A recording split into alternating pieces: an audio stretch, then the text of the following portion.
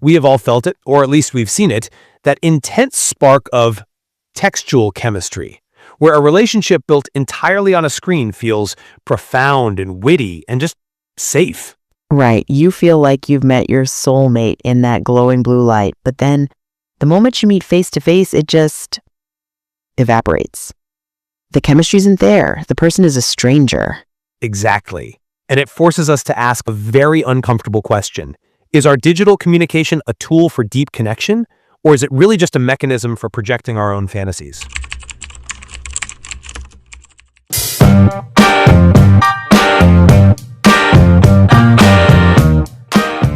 Welcome to Resilient Inspirations. Around here, we believe every story carries a lesson, and every question opens a new door. Think of this as friends talking over coffee, exploring ideas together. So let's get started, and I'll pass the mic to the conversation. Welcome to The Debate. Today, we are dissecting a phenomenon that feels, incredibly specific to our modern moment, yet taps into the oldest of human needs, the need to be understood. We have all felt it, or at least we've seen it, that intense spark of textual chemistry, where a relationship built entirely on a screen feels profound and witty and just safe. Right. You feel like you've met your soulmate in that glowing blue light, but then the moment you meet face to face, it just evaporates. The chemistry isn't there. The person is a stranger. Exactly. And it forces us to ask a very uncomfortable question. Is our digital communication a tool for deep connection, or is it really just a mechanism for projecting our own fantasies? It is the defining paradox of our time. We are technically more connected than any civilization in history. We carry our social networks around in our pockets.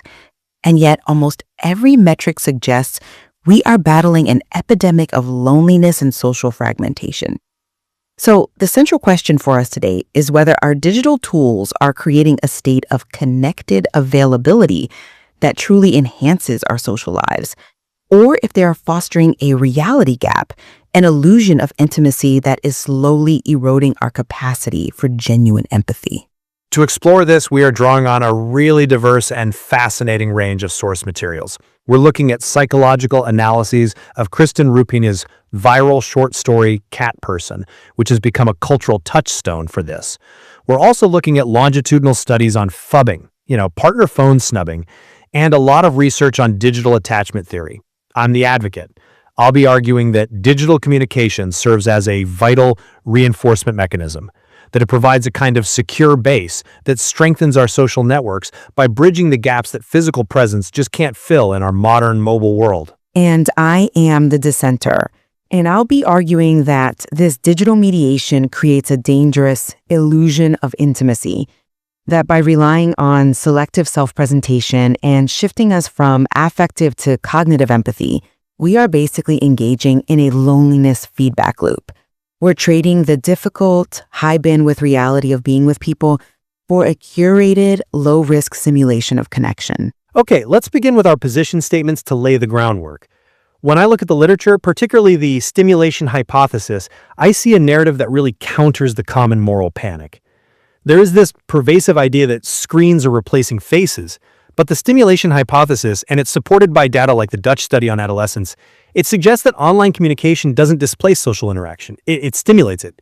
It actually increases the frequency of contact with our existing networks. It keeps the door open. But frequency is a metric of machines, not humans. My concern is the quality. Quality is part of it, though. Consider the concept of connected availability.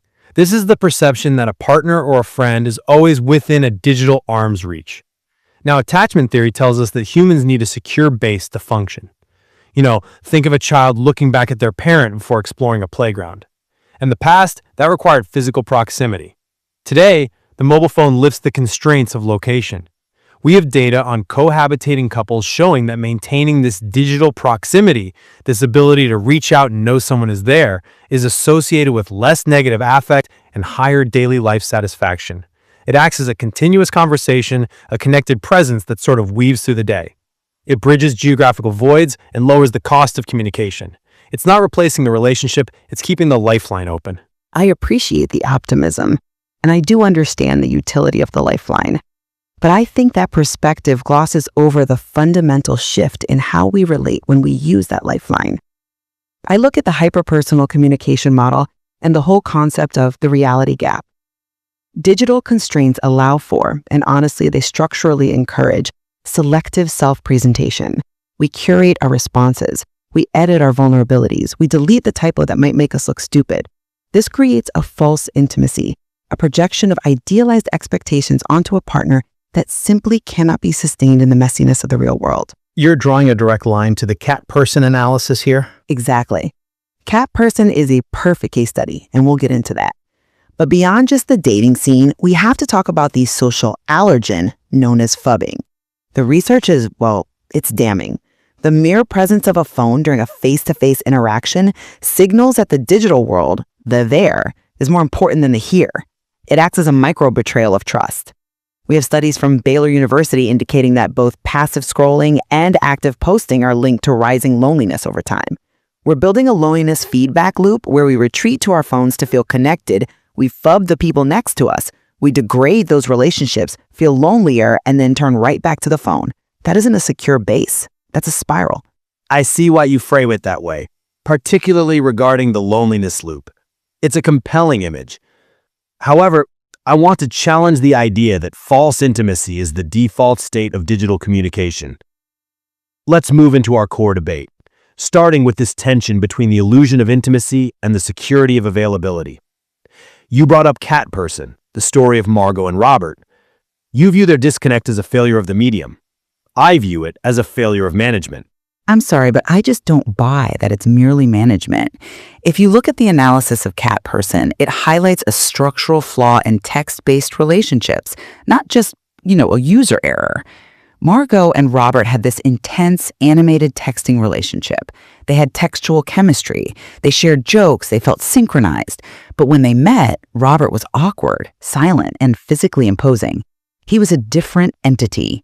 The text medium stripped away all the nonverbal signals, the tone, the facial expression, the awkward pauses that signal incompatibility. But that happens in long-distance letter writing too, historically speaking. But the speed is different. Text feels like a conversation, so we assume it carries the same weight as a conversation. It doesn't. Margot fell in love with a projection, a version of Robert she literally co-authored in her head because the lean medium of text allowed her to fill in all the blanks. That is the definition of ambiguous interpretation. The screen acted as a mirror for her desires, not a window into his soul. That's a valid reading of that specific fictional scenario, and it's certainly a risk in early courtship, but let me give you a different perspective based on media multiplexity theory. This theory argues that strong relationships utilize more channels, not fewer. The issue in Cat Person wasn't that they texted, it's that they only texted before establishing any kind of baseline. When we look at established relationships, the people you actually know, the Dutch study on teenagers supports the stimulation hypothesis. It found that online communication positively affected the quality of friendships because it allowed for a kind of intimate self-disclosure that might be too intimidating face-to-face. But isn't that just a crutch? If you can only be intimate when you aren't looking someone in the eye, is that real intimacy? I would argue it's a gateway. It can be protective.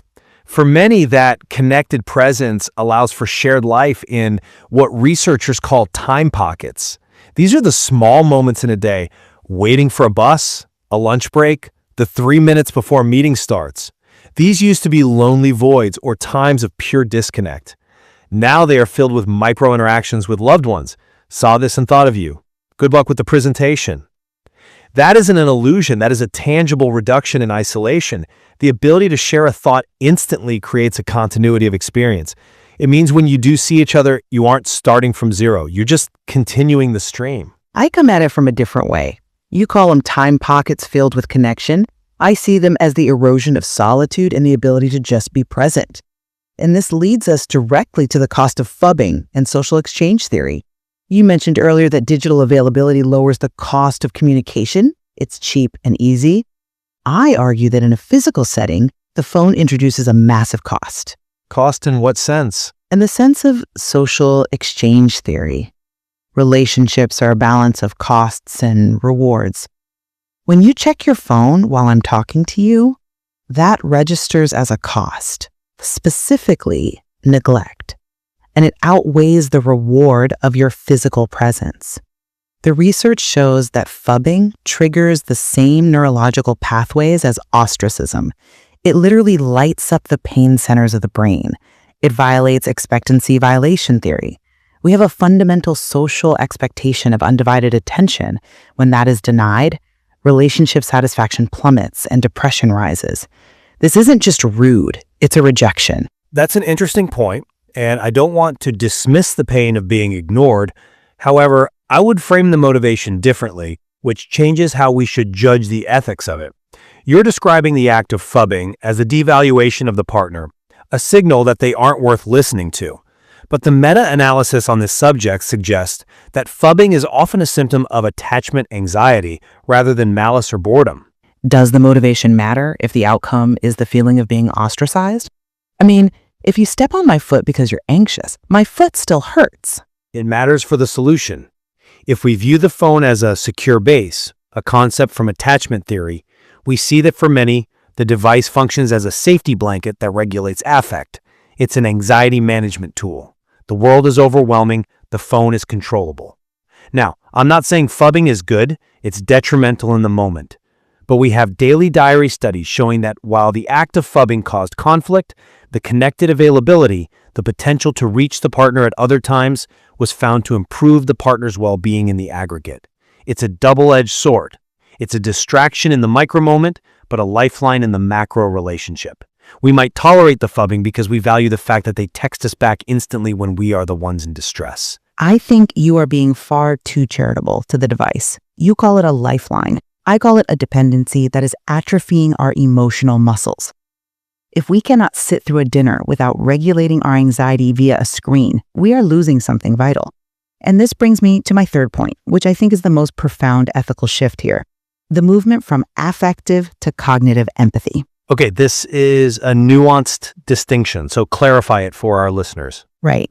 Affective empathy is the immediate visceral mirroring of emotion. You smile, I smile. You cry, I feel a lump in my throat. It happens automatically through mirror neurons in face-to-face interaction. It is biological synchrony. Digital communication forces a shift to cognitive empathy. Because I can't see your face, I have to intellectually deduct what you're feeling based on text on a screen. I have to think about it. This requires more mental effort, and it leads to empathy fatigue. We are seeing a rise in performative empathy, clicking like or posting a sad emoji as a substitute for genuine support. We are performing the script of caring without feeling the biological reality of it. I'm not convinced by that line of reasoning because it assumes humans are static. It assumes we can't evolve. Media richness theory traditionally classified text as lean, meaning it lacked those cues. But look at how we've adapted. We are incredibly creative. We use emojis, GIFs, video calls, and voice notes, specifically to restore that social presence. When I send a specific GIF, I'm conveying tone, humor, and cultural context that text lacks. We're injecting affect back into the digital. We are learning to feel through the glass. Emojis are a poor substitute for the micro expressions of a human face. A yellow circle with a tear is not the same as seeing your friend's lip quiver. And let's not forget algorithmic curation. We are trapped in echo chambers that limit our exposure to diverse viewpoints. How can we build empathy, which is fundamentally about understanding the other, when algorithms feed us only what validates our existing worldview? This diminishes our capacity for broad empathy. We are forgetting how to talk to people who don't already agree with us. That is a risk of the platform design. I agree. The algorithm is a huge problem, but we have to weigh that against the benefits for specific populations. This is where I struggle with the digital is less real argument. For marginalized groups, think of LGBTQ plus youth in conservative areas or people in rural populations. Digital networks provide essential empathy and support that is physically unavailable in their immediate environment. For them, the shift to cognitive empathy is not a degradation. It is a survival mechanism. It allows them to find peers and access support systems that reduce isolation. In these cases, the digital connection is the most real one they have. To tell them they are experiencing an illusion is frankly insulting. That is a compelling argument, and I would never want to take away that lifeline. But have you considered that even for those groups, the digital bond remains fragile? The reality gap still exists? Relying solely on a digital support network can leave one ill-equipped to navigate the complexities of their physical reality. If your only support is a server farm away, what happens when the power goes out? It's not about relying solely on it. It's about the reinforcement hypothesis again. It supplements. It fills the gaps. But the data on the loneliness feedback loop suggests it often supplants. And that's the ethical danger zone. We see that high usage, both active and passive, correlates with higher loneliness. If it were truly reinforcing, shouldn't we see a decrease in loneliness commensurate with the rise in connectivity? We are more plugged in than ever, yet we are lonelier than ever. That correlation is hard to ignore. Not necessarily, because we have to account for how the tool is used. We can't blame the hammer if we hit our thumb. The complementarity interference model suggests it can go either way. When used to maintain existing strong ties, family, close friends, it lowers loneliness. When used to passively consume the curated lives of strangers, it increases it. The technology isn't the villain. It's the lack of digital competence in how we wield it. I worry that digital competence is a very high bar when the technology is designed to be addictive and fragmenting. We're asking individuals to fight against the design of the tool itself. The friction of the physical world, the awkwardness, the inability to edit yourself, the requirement to just sit in silence with another person, that is where resilience is built. Digital communication removes the friction, and in doing so, it might be removing the very glue that holds relationships together. And I would argue that removing the friction allows for a frequency of connection that was historically impossible. We are weaving people into the fabric of our days who would otherwise be relegated to a once-a-year holiday card. I think of friends I have across the ocean. Without these tools, those relationships would just be memories. With these tools, they are active parts of my daily life. That isn't trivial. But are we weaving them in, or are we just keeping them on a simmer? A low-stakes, low-investment orbit that simulates connection without the demands of intimacy. It feels good, but doesn't nourish. So as we come to our conclusion here, I see it as maintaining that secure base. Knowing you are there even if we aren't speaking. That matters. It provides a psychological safety net. When I review the evidence, it's clear to me that technology is not destroying relationships, but redefining them. We have to reject this binary of real versus digital. That ship has sailed. The data supports the stimulation hypothesis when we look at existing networks. When it's used for reinforcement, these tools provide a historically unprecedented level of support. We are always on, always available. And for many people, that provides a psychological safety net that enhances life satisfaction. We just need to learn to use the tool without letting the tool use us. I remain skeptical. The loneliness feedback loop is a critical ethical concern we cannot just wave away with competence. The loss of nonverbal signals and the ease of selective self-presentation create fragile bonds that so often crumble under the weight of reality. We are trading the messy, high-bandwidth reality of face-to-face empathy for a curated, low-bandwidth cognitive approximation. My warning is that the comfort of digital connection must not come at the cost of our ability to tolerate the complexity and awkwardness of physical presence. We cannot let the secure base become a digital fortress that keeps real life out. I think we can agree that the digital paradox is real. We are more connected than ever, yet we face these unique risks of isolation. The tool is powerful, but it's dangerous. Indeed. The challenge for our listeners is to evaluate their own habits. Is your phone a bridge that brings you closer to the people you love, or is it a barrier you hide behind? A question worth asking every time we pick up the device. Thank you for listening to The Debate. Until next time. That wraps up today's journey. Thanks to my friends for sharing their thoughts, and to you for being part of this circle. Remember, inspiration isn't found once. It's built every day in small choices. If this talk spoke to you, share it, follow along, and let's keep the conversation alive.